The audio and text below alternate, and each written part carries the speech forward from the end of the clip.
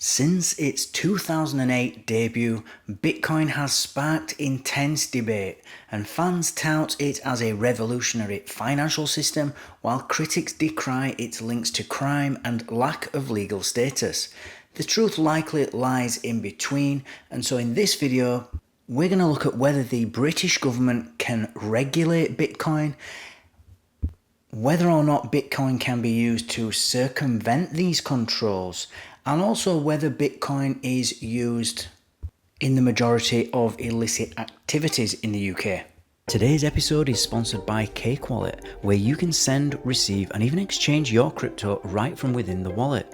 Cake Wallet is open source and non-custodial, so you control your own private keys, available today on iOS, macOS, Android, and Linux. And StealthEX, a privacy-centric crypto exchange which enables you to make crypto-to-crypto exchanges anonymously. Hi everybody, and welcome back to another episode of Enter Crypto with me, Chris Kenya. Now, in today's video, we're going to be looking at why governments, in particular the British government, but a lot of this does apply to other governments across the globe, are scared or fearful of Bitcoin. Now, we're going to look at whether or not Bitcoin can be regulated. We're going to look at whether Bitcoin will be used or could be used to circumvent these controls, as in capital controls, and also want to see what kind of crimes and illicit activities that Bitcoin is used in, if any. So we've actually got governments all around the world eyeing up Bitcoin and taking action whenever they can. Some, like El Salvador, have adopted it as a currency, a national currency. Others are refusing to recognize it as a legal tender or treat it as a commodity or even property. And some are even, like China, have banned it completely. We've also got in the EU, the European Union, have adopted a framework for regulating crypto. And so sometimes I think governments think that Bitcoin might enable the citizens of its own country to undermine that government authority by circumventing capital controls, usually imposed by the government.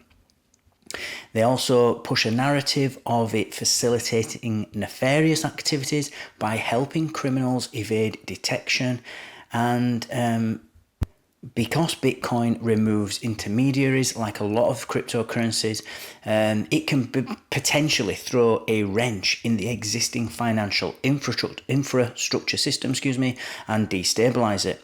And this is what governments are telling us is their main concerns. We hear the EU talk about this a lot. And so to understand why governments would be cautious about Bitcoin and crypto, it's important to understand the role that fiat currencies like the dollar or the euro, government-issued currencies, play in a country's economy.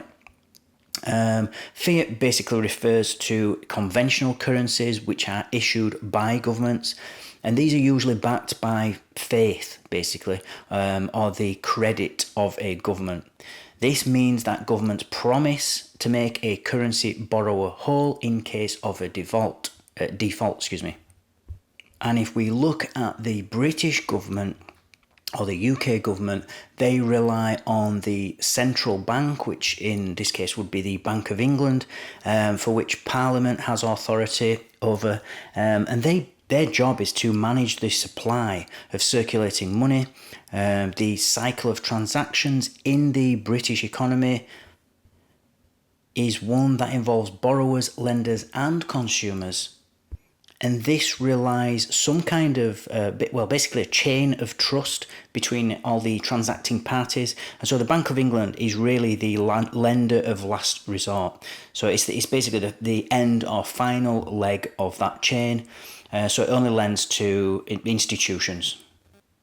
Now, a lot of Bitcoin advocates like myself, we always say that the Bank of England is creating money out of thin air. You'll hear this narrative a lot about the Fed in the US, and basically saying that the currency, in this case the pound, is not actually backed by any tangible assets anymore, like it used to be.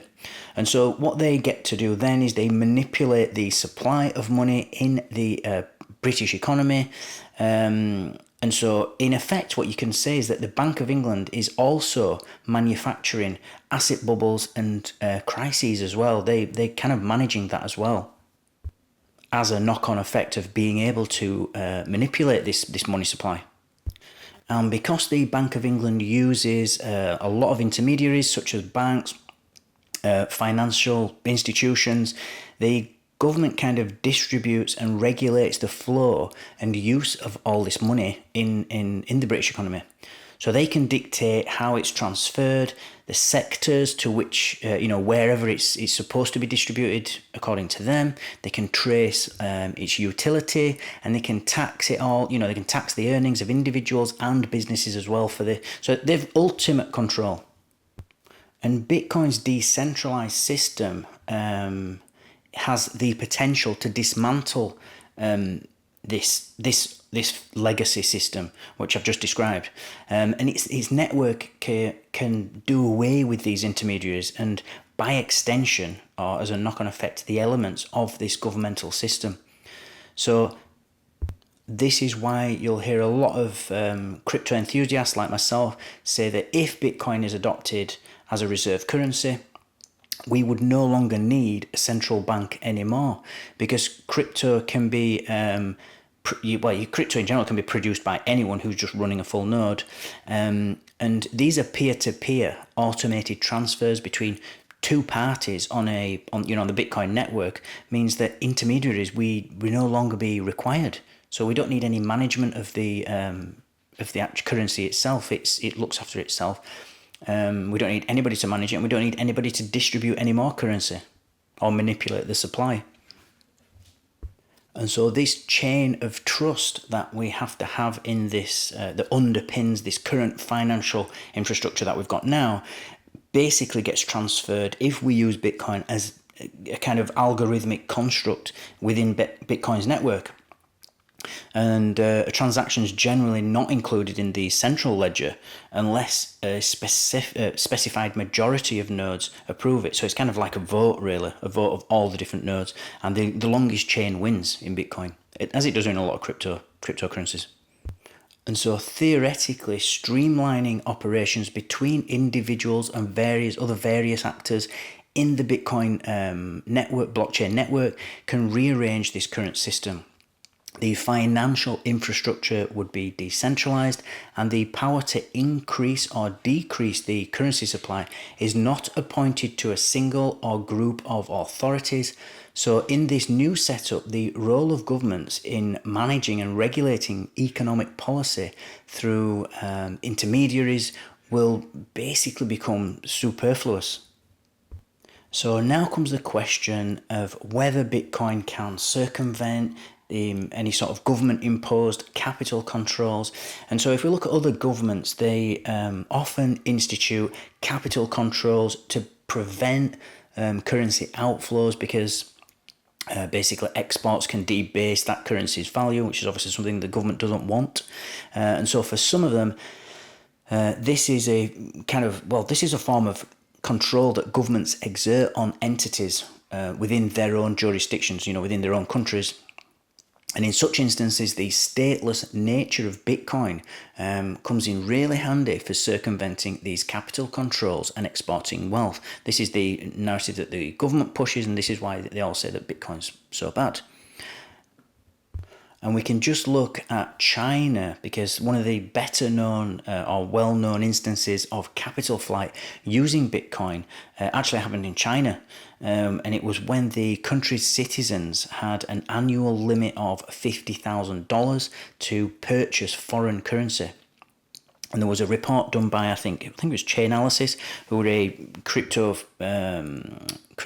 forensics firm, and they found that $50 billion was moved from East Asia-based Bitcoin wallets to other wallets in other countries all throughout, I think it was either 2019 or 2020. And this meant that Chinese citizens converted the local currency to Bitcoin and then transferred it across borders to basically sidestep the government regulation. But not all of it, all the $50 billion will have been from China, or all of it being capital flight, but it does show that there was an increase in capital movement in the form of crypto from from years before that.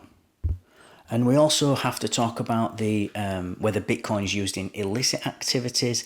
So another argument is that Bitcoin has the ability to bypass the existing financial infrastructure of a country, and that can be a blessing in disguise for criminals because it enables them to camouflage their involvement in these sorts of activities.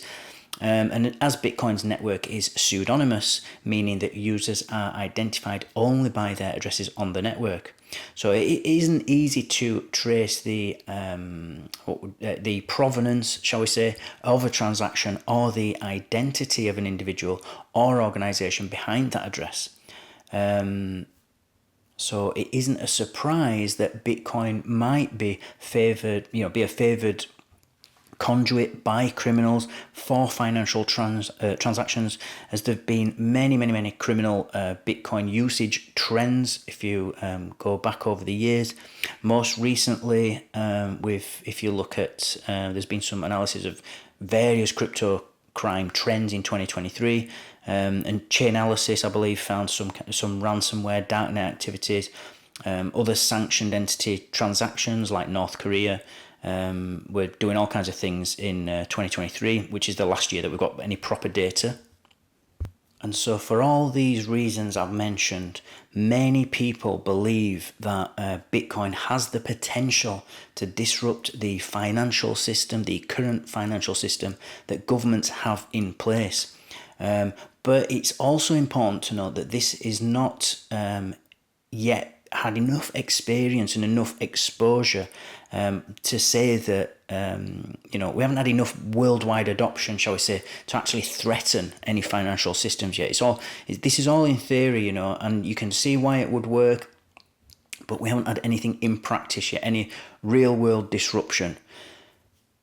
Now, that's not to say that we haven't had controversy since Bitcoin's been introduced to the world, especially because it basically came out of the financial crisis.